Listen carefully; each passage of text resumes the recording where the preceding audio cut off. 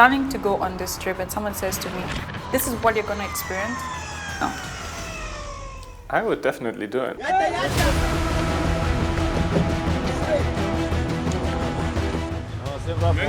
Many problems.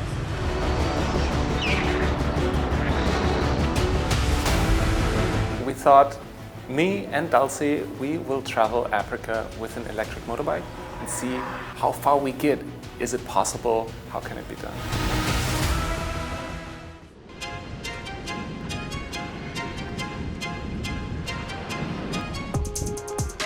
The idea was that he would be on the bike full time and I would drive the support vehicle because it was a trip that had never been done before, so we wanted to be prepared. My name is Thomas. My father is from Congo and my mom is from Germany. I was born and raised in Berlin and I'm an entrepreneur. And in my free time and in my work time, I'm traveling the African continent. My name is Dulcie. I was born and raised in Kenya. I moved to Berlin in 2017. I work in talent acquisition. In my free time, I do trips across Africa.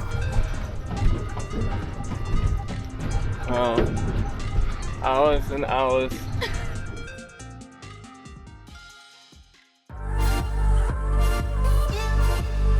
The motorbike that we were driving had a charge tank, which helps you to charge the battery quicker. So you have an onboard charger that you can plug in anywhere, and then you have this charge tank which can speed it up. The boxes for the equipment, 2 on the side, 1 top case, and of course the charging cable is very important, right? There you go. Okay. Oh, beautiful. This is the lifeblood. This is the lifeblood of our trip now. This is the one we need.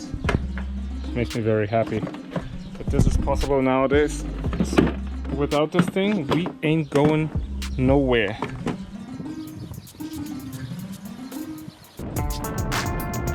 The electric motorbike tour just popped into my head. And you know, when inspiration hits you, I tend to trust this feeling. If I have such an idea, I just want to see where it takes me.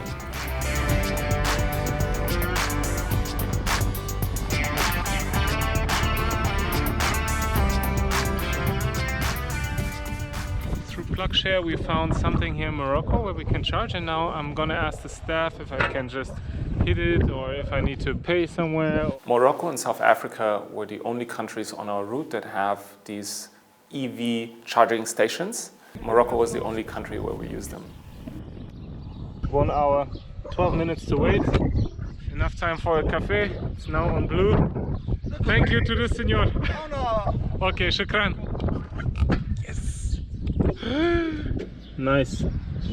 Finish, back to green. Let's hit the road, Jack.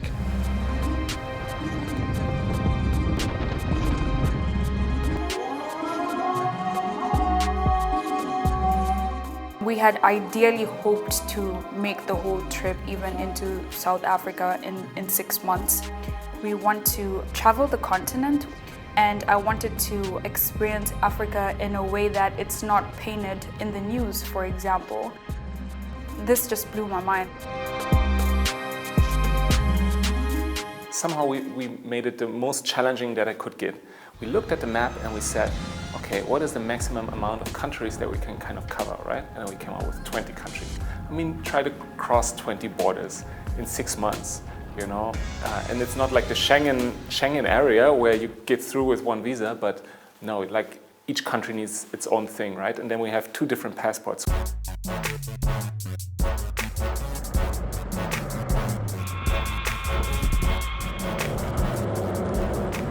Whenever there's a truck, I jump right behind it, and when there isn't, I get back behind Dulcie driving. So here we are, riding along at 40 kilometers per hour, and once the truck shows up, we speed up and get right on its tail. So the advertised range of the Black Forest is around 260 kilometers, I think, in city traffic.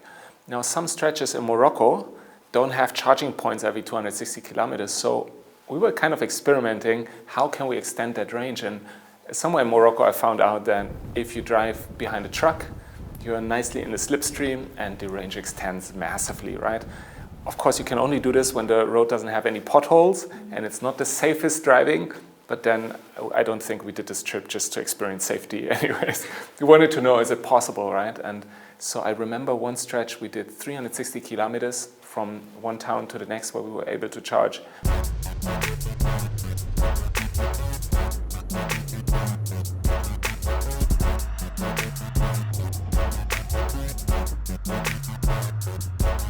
To me, it seems in life, you know, go with the things that speak to your heart. Kind of listen to your intuition.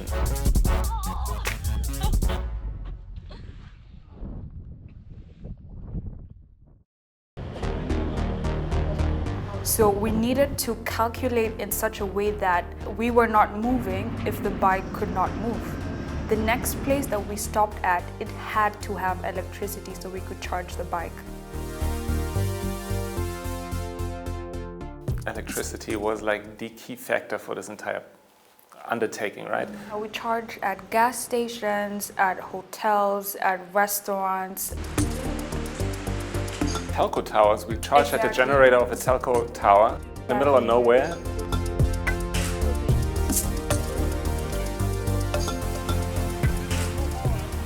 Where else did we charge?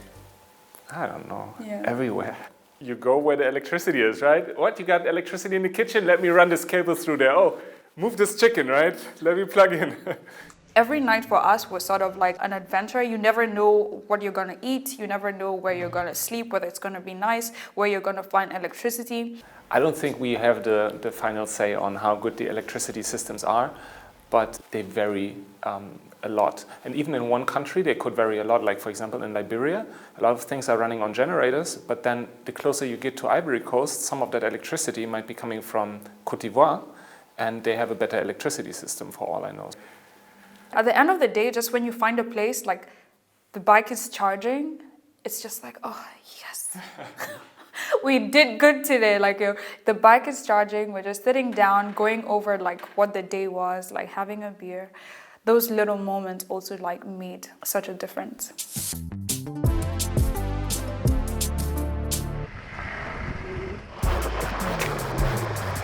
It was rainy season and there's a stretch when crossing the border that did not have tarmac, so it was just like pure mud. We got stuck so many times. This stuff is no joke. Some serious mud coming up. You can see it on the shoes.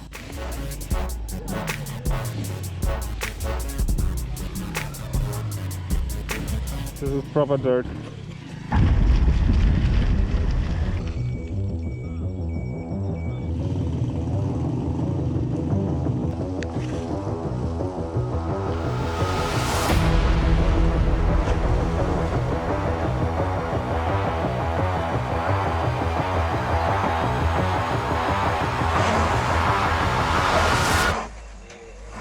We had to always get the help of other villagers to come and help us to push the car out of the mud. Look at the back, huh? Oh, you want to try?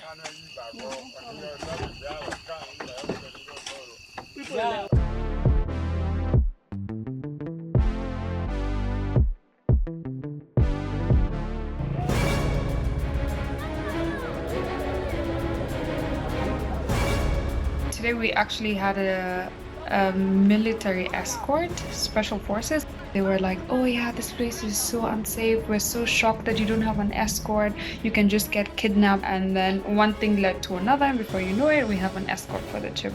Actually, in the middle, we put the bike in the back. Otherwise, I wouldn't make the distance. Like 50, maximum 60 kilometers per hour. I tried to explain this to them. They didn't. Yeah, they were not for it. Yeah.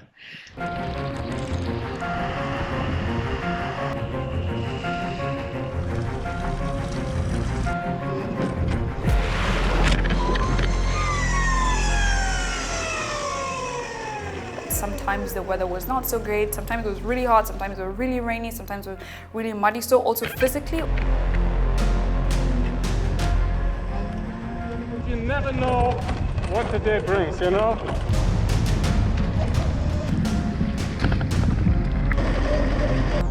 You see the mud has killed the belt.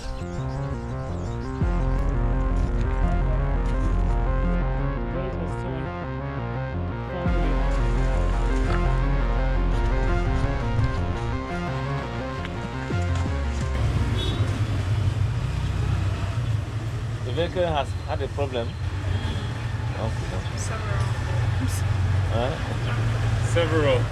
Several Many problems. problems Many now. problems. So far they have to take the motor out, repair the oil. Is that a flat? Yeah, we have a complete flat in the front.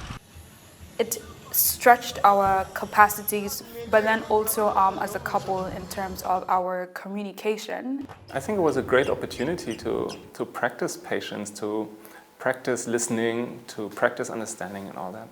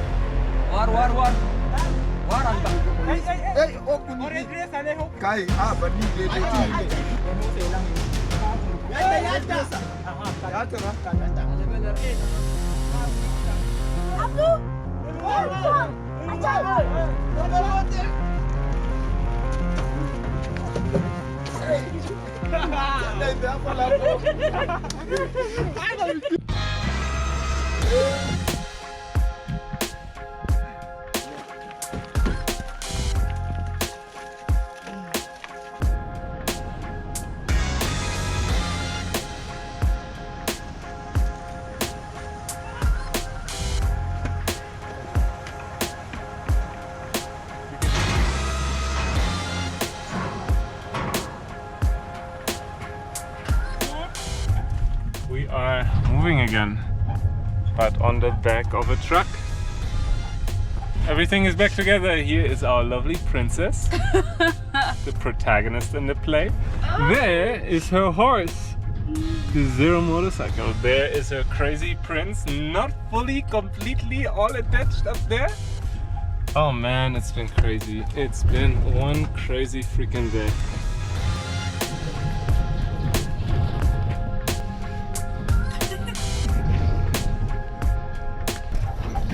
I'm smelling like an animal by now.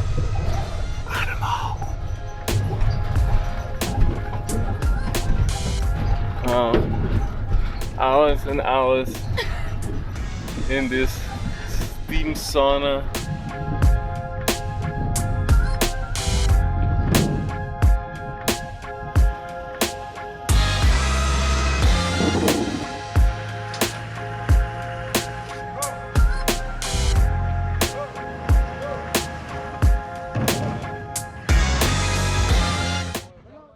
So I think this is the last time we see the car.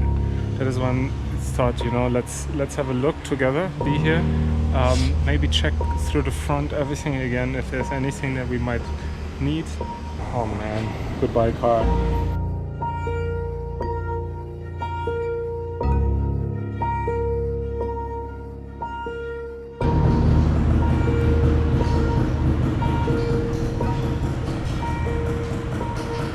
We've decided overnight that we like minimalism. Oh my lord. Okay, so right now our task is to reduce everything we had in this car, and you saw the mess before, I think. To reduce it into these 3 bags. I already have. We're basically leaving everything. Dulcie has reduced everything already. But we have to mention that we got 3 more bags and some stuff at the other place, which is crazy.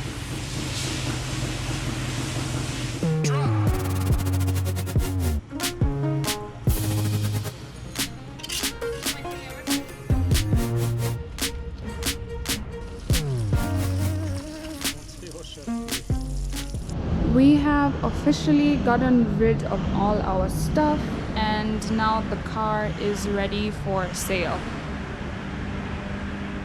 You can rent this out on Airbnb. This is some of the stuff that we're still trying to get rid of.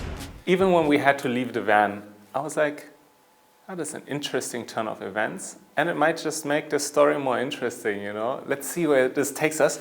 And it's like, in the beginning you're like, oh, it's annoying, it slows you down. But then the next thought is like, it's interesting, unexpected, fresh. And actually I always loved how you were then,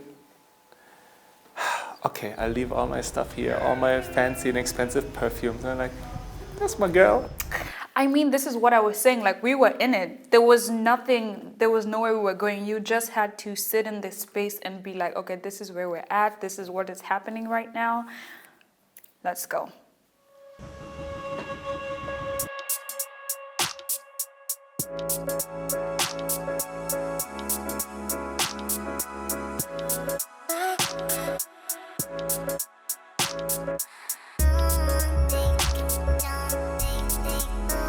I would also just like fall asleep, to be honest, because it gets very monotonous. It really does. Thomas has the better view, like being at the front. And like for me, it was, I would always have to be like scooching my head like this, and we're packed onto this bike with so many things and let go of a lot of stuff. I was just so squished like in between Thomas and then all our baggage on this side and on this side. It was quite uncomfortable. So sometimes I'd be just like, no, I'm gonna sleep.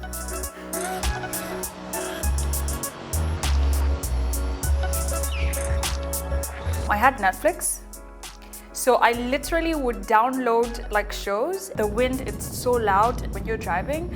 So I would like just make sure like to put on subtitles. So I'm not even really hearing anything, but I'm like reading subtitles on the back of the bike. And Thomas would always be like, oh no, but it's so green, the scenery is so beautiful and everything. I'm like, no, I just need my Netflix to get through this.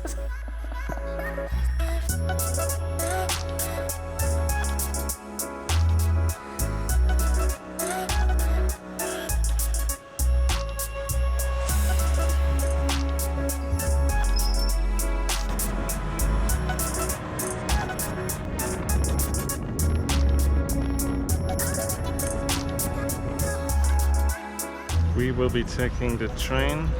Dulcie and I are both on the Zero right now. The distance has dramatically shortened.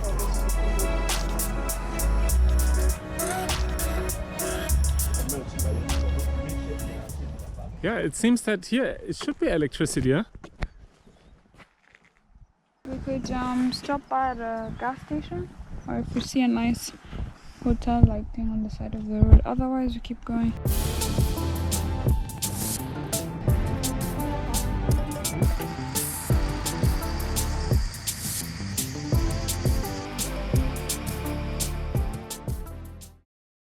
I should be back within the country by tomorrow, otherwise my Schengen visa expires. So I have to leave Thomas to finish the journey without me.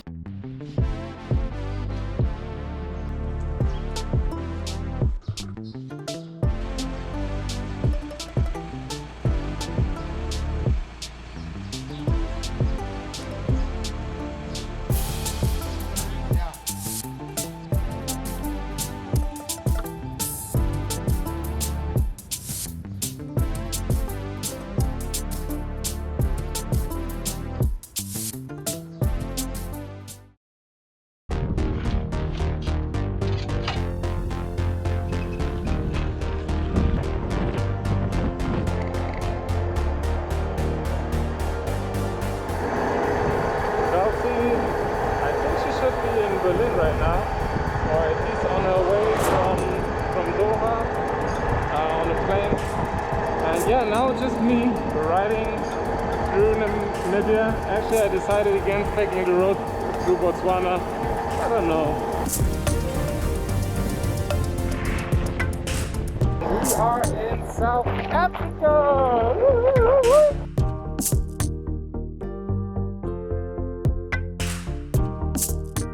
Alright folks, this is the last time I'm riding the Zero on this trip. Bye my love. There you go. It's a heartbreak. But then again, we did it. I was so happy that I arrived in South Africa safely and I was able to give back the Zero to Zero Motorcycles, right?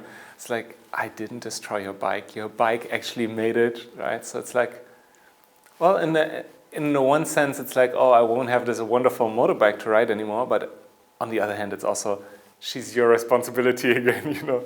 So yeah, it was good.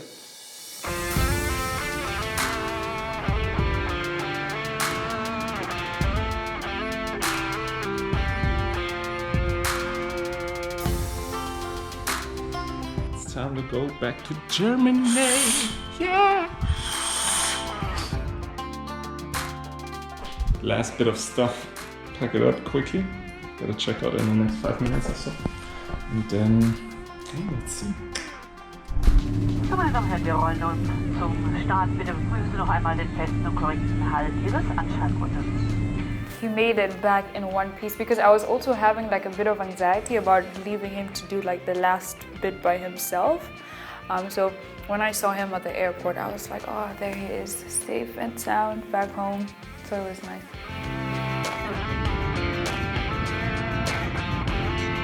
I wouldn't do it again, not in that same way, just because everything has its time, everything has its purpose. We did 6 months during the rainy season with a car and an electric motorbike, right?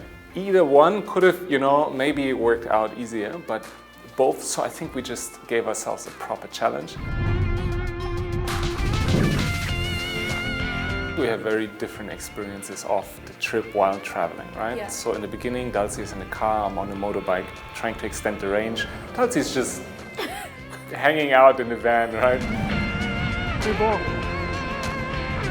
Are you saying that you had more responsibility and I was just like living my best life? No, I wouldn't say so. I think it was just different experiences. Yeah. The vehicle has had a problem.